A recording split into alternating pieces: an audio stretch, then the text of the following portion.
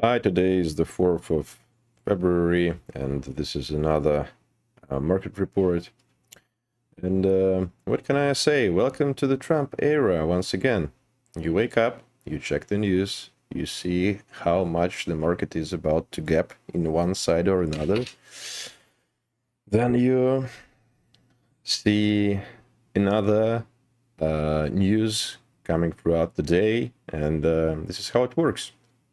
But jokes aside, I think that market is really trying to understand what to do with this kind of environment when you really get these important or potentially important news pieces, and lots of them are quite scary to the markets and to the economy in general, because obviously business likes certainty, and I don't think that certainty will be a widely available commodity in the coming years. So that's why we see this kind of moves quite volatile. And but you should also expect the market to figure it out, more or less. And actually, I think the market is sort of productive right now, because obviously because the fundamentals are better than expected. That means that the threat of tariffs is a bit exaggerated, and at the end of the day, Donald Trump's administration is willing to negotiate. That's why tariffs for Canada and for Mexico got postponed. Obviously, nothing new with China, and it was to be expected. But yeah, obviously, it is better than it could be, and it is better than it sounded at the beginning. So that's why the market is bouncing back today. But before going to individual names, let's take a look at the VIX. You see that it is still quite elevated, and it could actually still find support somewhere here. Maybe it will coincide with another barrage of news, who knows. But when I was reviewing my January wish list, actually I found out that there are quite a lot of situations that did work out. And for me personally, didn't work because I wasn't there. I was on the sidelines after my initial attempts to get in. This is a good example. For example, Roblox working quite well. Snowflake, another success. ON. This one doesn't look so good, but nevertheless, if you consider it for a swing trade or a short-term trade, it was a successful trade. You see where you were supposed to be buying it. You were supposed to be buying it, but you also gotta take these with a grain of salt, because it wasn't so easy to actually pick up these setups. You see, they tended to gap up, then go back down, test the line of the least resistance, then go then proceed to the upside. So it wasn't very easy, but nevertheless, the fact remains the fact. Lots of them did grow, and this was the real bull market that worked underneath this volatility. You can see that some of them are correcting now, but overall, the situation was much better than it looked from the outside. This one is Reddit, obviously. A lab didn't work out, yeah, because now it's a victim of a change of narrative. Chips, thanks to DeepSeek, chips are not the theme of the day anymore, and there's a good chance that they will never be. Software is. CrowdStrike worked quite well. So yeah, This was arguably the most frustrating month in my recent observations, because I did not adapt to it as fast as I should have. But nevertheless, you live and you learn, and I'm looking forward to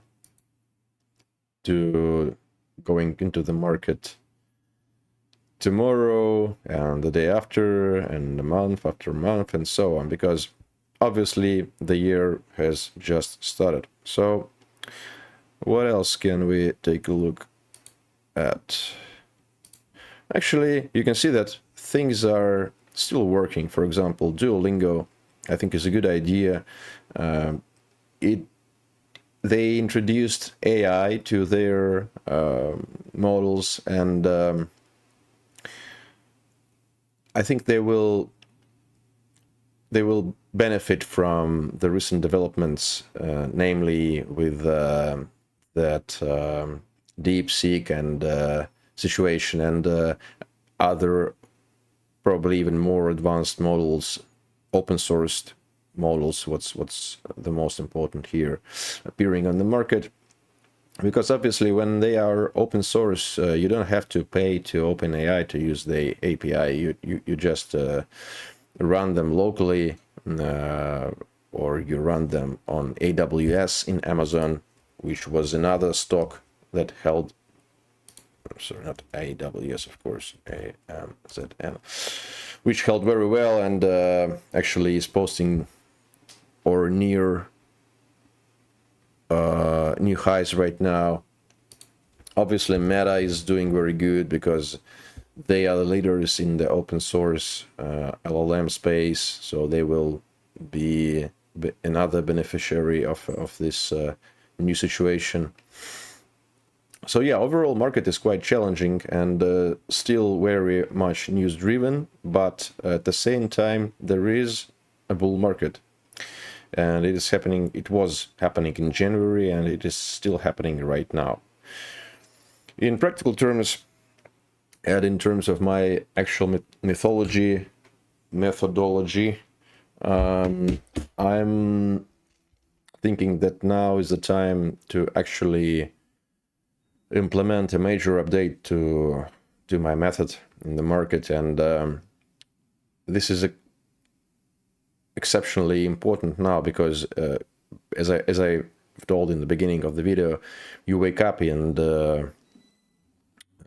you don't really know what kind of news you will get. So this is just the reality, and everything can look very good, but in a couple of hours news come out, I don't know, maybe some escalation on one front of every war, economical, political, hot war, cold war, which are going on right now, and you get market volatility. That's why in my opinion it's not enough to be long. It's not enough to be long in growth stocks to be productive in this kind of environment. Actually, I remember my experience of managing money through the first presidency of Trump, and it was exactly like that. I was long only, and it was extremely frustrating to manage money at that moment. So you should be long and short. I'm going to be long and short at the same time.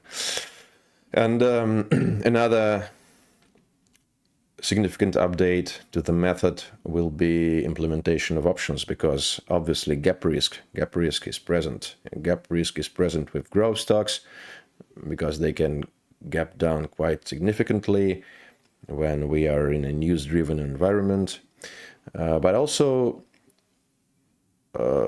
short positions are very, very dangerous with their gaps. For example, if you short a weak company and it becomes lucrative buying target, acquisition target for somebody, and you can simply wake up to the fact that the price is way, way below your stop loss, and now you have to cover it and it could be a very bad math, very destructive math for your portfolio. So the options are the solution in this case, because obviously they eliminate the most nasty phenomena of the stock market. With all the good things about the American stock market, its liquidity, availability of instruments, infrastructure, everything is perfect, with the exception of overnight gaps. So options are the perfect way to address this. So with that being said, let's take a quick look at the coin space. So far, it turns out that I was right in my assessment of this situation of diminishing returns and diminishing alpha in progression with the amount of players on the field. So BTC is obviously quite crowded now, and more and more people will come to it. And yes, there are lots of good news about it. For example, some states of the United States are considering adding it to their treasuries. But you should understand that at the same moment, more and more players enter the field, and more players also means more efficient pricing, so less alpha.